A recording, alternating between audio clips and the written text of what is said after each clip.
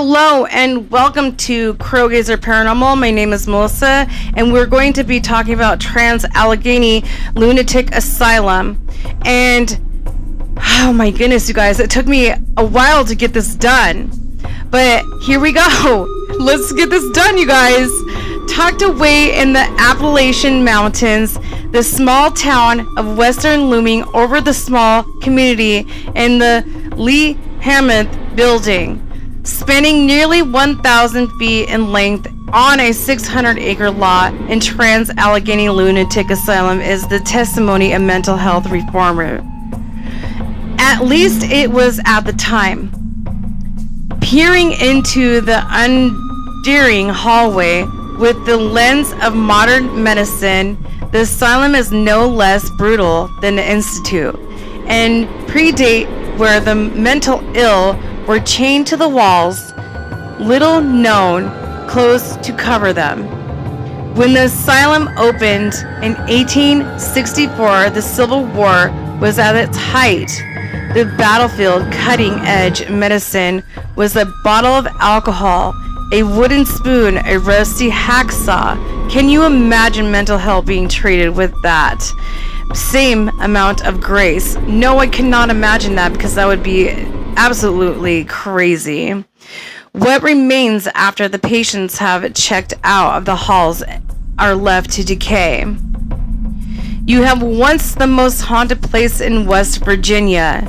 Let's dive into the depths of madness, uncovering the sanitary of truth of Americans' most haunted destination. Are you looking for the most scariest, even most terrifying place in the United States? Trans-Allegheny Lunatic Asylum. The asylum had been full service of 130 years. From 1864 to 1994, it was built to hold a capacity of 250 people, and patients were overcrowded. By 1950, the population had peaked to nearly 2,400. Understaffed, underfunded, and under disarray, many people who entered did not leave this place. Those who no family to lay them to rest buried in the cemetery of the asylum and private cemetery. As the year progressed, patients would endure torture-like treatments by doctors, many of them unalived in the progress. And the number of patients grew tighter and tighter. Living conditions caused many acts of violence, even going as far as unaliving each other. 130 years built of pain, anger, neglect, unaliving each other, wandering spirits, some of them dangerous, unaliving as they were alive. Mental illness treatments had never been perfect. Many argue not still perfect, but has come a long way. 50 years, maybe 50 years before that, and 50 years after that. Can you imagine not even having anything before that? It has been a long road since we were all here today. A road that many people probably didn't want to think about.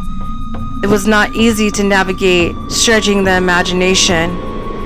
And the earliest known methods of mental illness treatments were in going back several thousand years. Surgeons will drill or cut pieces of your skull, reveal pressure to your brain. It would be a popular way of getting rid of headaches, any mental disorders, or even believe demonic possessions. Just don't ask. It says just don't ask your insurance about it. Becoming the most popular treatment around 1600s, the idea of the illness were caused by imbalance of the body. And the best way to fix imbalances were to drain the body of its impurities.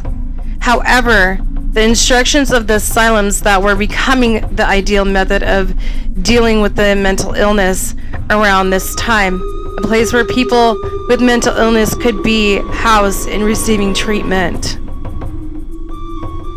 In truth, asylums were a convenient way to isolate the mental ill in society, like sweeping dirt under the rug, except they were human beings.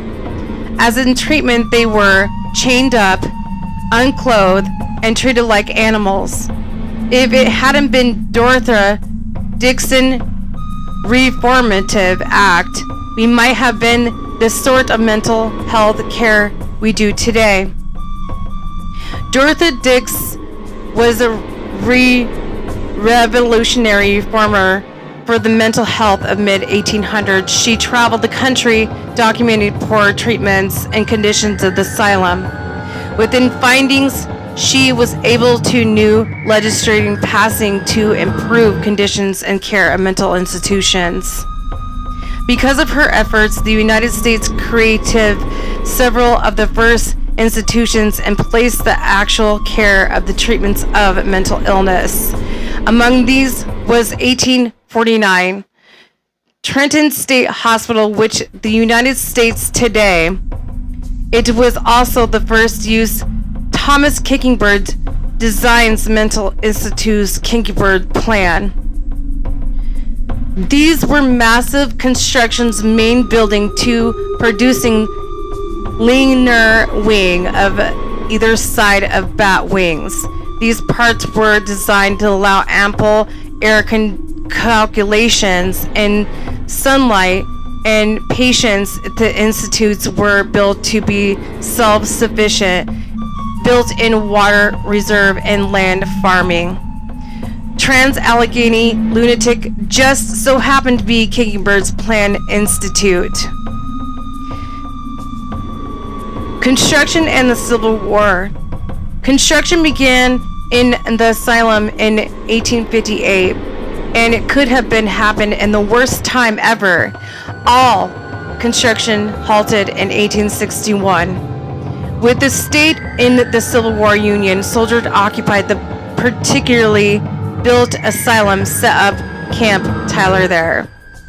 The asylum swapped between the Union, Confederate hands throughout the Civil War. Civil raids, asylum severely crippled in resources. One such raid took place in the very beginning of the war, involved bank robbery. Months into the war, Colonel Erastus Bernard, is that how you say his name? Tyler of the Union Army strolled into the Western with company of armed soldiers. They planned to capture suspect Confederate sympathizers. At least that's what they said they were doing. The truth was distraction for the real plan. The state Virginia planned on seizing 30,000 gold coins of the exchange bank vault, money of that has been set aside to pay the asylum's construction crew. They wanted to specifically help fund Confederacy. Word of the looming heist reached the Union, which sent Colonel Tyler to his men to retrieve the gold first. The plan went off without a hitch. The gold was rooted and willing with the armed guard escort. Instead of founding the Confederacy, gold ended up founding restoring government of the Virginia of 1863. The government created the state of West Virginia. Reconstruction after opening. The final raid of 1864 stripped the institution of all food, clothes, originally meant for incoming patients. You would not imagine there would be keen on opening the asylum during the war. Well, it seemed they were quite keen on it. Opening 1864, the Weston, as it would primarily be known, decades, funnily enough, its own more as Trans-Allegheny Lunatic Asylum today, it even in 130 years. Construction continued while nation's own recreations in 1871. 200-foot clock tower was added to the main building in 1873. A separate wing for black patients were added to would be until 1881 that the asylum was finally completed in the second largest cut masonry building in the world. The largest is the Kermillan. At this point, over 700 patients had been admitted in the asylum, but the max was 250. The asylum was well over doubt among the patients could house the humanitarian plight that Kickingbird designed would end up facing sooner or later would only get worse as the years dragged on. However, burning question was life actually for the patients, they said. Reasons why patients were admitted. Today, the most would seek mental health for depression, trauma, yesteryears of medicine. Reasons being admitted were not as forward. They're anything but. Just the example why you might be admitted in Trans-Allegheny Asylum was interference of business trouble, imaginary female trouble, jealousy, religion, novel reading, kicking in the head by a horse, political excitement, bad whiskey, unaliving of daughter, grief, asthma. Those are kind of weird, you guys. Life at the asylum. In the beginning of the patients was probably pretty good, at least the context of the mid of the 19th century. The asylum was built for ample room of sunlight, had ever 600 acres of plantation and to roam around. Since the asylum was sufficient and patients were able to learn trades during their stay, such as farming and sewing, it was built to be a calming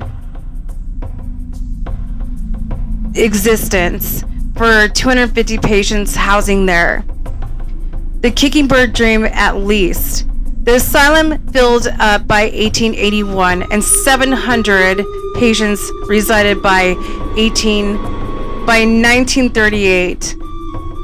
There were 1,600 by 1949, 1,800 by 1950. There was an estimate of 2,400 patients, and the most of the asylums were ever seen. It became overcrowded resources when scarce of wasn't enough staff to maintain patient building foundations, and deteriorating and sanitations became impossible to maintain. It became literally a madhouse. The worst patients became violent, attacking another and attacking the staff and going and unaliving others. And their story of the nurse being unalived and she was found by the stairs, reported missing in the bottom of the stairway. Months later, the story depicts that two patients tried to unalive another patient. Perhaps towards the later half of the 20th century, the asylum was able to care for those who were in need. The advances of modern medicine, significantly smaller populations of patients, the violence of cruelty that took place inside of once beautiful institute had tainted any good that was once done. During 130 years the asylum was open, mental health treatments went through several fades. Almost single of them was agonizing and humane. The first half of the 20th century saw no bound of horrible creativity and so-called scientific mind would conjure up. Institute coma therapy, population method in 1930s believe in changing patients' insulin levels, placing them on diabetic comas and rewiring their brains, and cure of illness side effects including permanent brain damage, comas, and even unaliving. Therapy would be popular treatment of disorders, results of believing inducing seizures. Schizophrenia patients would help calm them, lighten their symptoms. The only thing that the patients got out of fractured bones and torn muscles. Arguably, the most popular treatment and the most dramatizing was it involving taking a needle and the instruments almost like a ice pick and jabbing into people's brains, cutting the performance in context and believing it was to be the end of all cures, mental illness, and performance nationwide. It would make these people in vegetation state, and they would be decaying. Some of them would be like this for the rest of their life. These are what patients look forward to on a day-to-day basis. If it was long enough, they would still be alive, and most of them they would die. They would be unalived by themselves. They wouldn't survive. The transallegation was most patients were unalived, most household names. Curious enough to looking for the believe in 8 fully fledged spirits that roam this place. Each of them a district personality history and decline, and some of them are not to be avoided at all costs. So there's going into the history and history of the hauntings next. So probably the one most well-known spirit is Lily. She was a spirit of the little girl who used to live there. She was by no means a patient.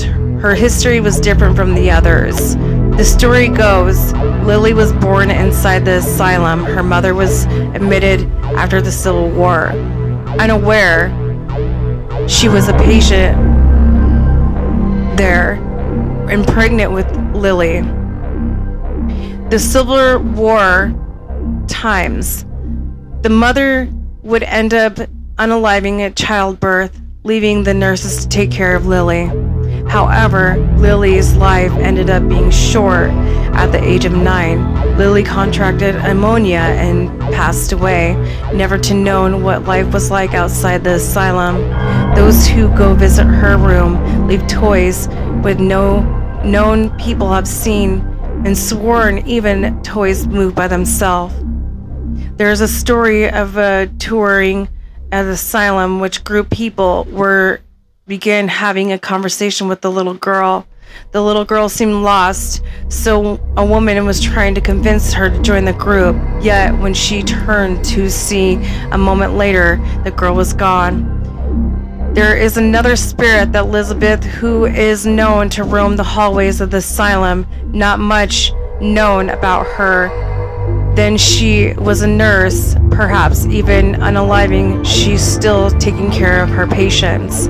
There's a ghost either named Jesse or James who unalived and resides in the asylum. The ghost had a heart attack in the bathtub. His spirit remains in the bathroom on to this day. There is a monster in the asylum. There was a monster when they were alive and continue to be to their death, and seems that no form of treatment diagnosed to the cure of perhaps wanted to be cured in the first place. There's a story of a cystic patient who attempted to unalive themselves and other patients. They tried several times with little success. They decided one day to try and unalived another patient. The fourth patient, their head underneath the bedpost, or proceeding to jump on the bed repeatedly, the patient was unalived, and assumed how to. Also safe to say, the details are not needed. At least the details are rational. The person would desire as a desire. The spirits of 2 patients were taken from a black shadow. they known stuck in the life of energy room entered. People are feeling uncomfortable around the presence. There is an evil spirit called Slewfoot. I think that's how you say his name is Slewfoot. Whoever this person used to be remains a mystery. He is an unaliver, all known as used to be the horrendous unaliver, who would unalive people upstairs in the bathroom. They known he still remains the upper floor to this day. You never know who you'll cross path with, either Slewfoot, the little girl, or any of the other patients that were there. Some of the best stories that come out of the asylum are those that work there. Maybe not the staff from years ago, maybe the people that used to work there, or maybe the people that are the ones that are paranormal investigators hunting in the institutions. One of the guides who worked there before in the decades, some of the things he's seen are bizarre, but over the downright terrifying. One night, he and another guide conducted a conversation nearby the spirits with a spirit box. Many roam the asylum, and with a device on the radio frequency, the ghost can allegedly use with the words saying on them. For most of the night, hearing nothing static and would prompt out of the rest of the noise, and the white noise, the spirit box said evil. His co-worker frantically tried to get them out of the room, but they kept saying evil, evil on the spirit box. The guide explained that hearing this and sounded the feet shoveling down the doorway, and asked the spirit making the noise was not nice. Immediately after asking, the spirit box said evil. Another night, the guide showing the group around when beginning feeling lightheaded and disoriented. Not long after this, the intense burning sensation on the back, he was getting worse and worse and worse. The night went on. Finally, he had enough and asked his coworker to check this out. If there was anything on his back, he lifted his shirt and found that there was 2 to 4 red marks and almost looked like a scratch, and stayed on his back for a week. This was to this very day, the part of his back feels weird on occasions. So there's ghost hunts, you guys. You can do ghost hunts. Since becoming a tourist destination, unexplained and unknown, the asylum has brought ghost hunters all over the world. Most recent popular ghost hunters all over the world. Piercing cameras through the asylums, they managed to pick up various unexpected noises like bumps and crashes, whistlings, heavily breathing, and cameras in Lindley's room managed to pick up what sounds like a woman screaming in the distance. And however, perhaps the most amazing things captured is something that tugged on this guy's belt and pushed over a lot of things. So they see apparitions, they see all this stuff, everything else, all this stuff. This is the most haunted place in the asylum is Trans-Allegheny Lunatic Asylum. You guys can do tours, ghost tours, all the stuff there. I just want to say that if you guys want to go, you should go. You know, like, it's really cool that people do tours. It says over 200,000 visitors go since the opening tour destinations of the asylums. The most haunted asylum in the United States, one of them. So this was Trans-Allegheny Lunatic Asylum, you guys. And I want to thank everybody for following me. Please like, share, and subscribe. And I hope that you guys are enjoying what I do. I had to do this video like 700 million times.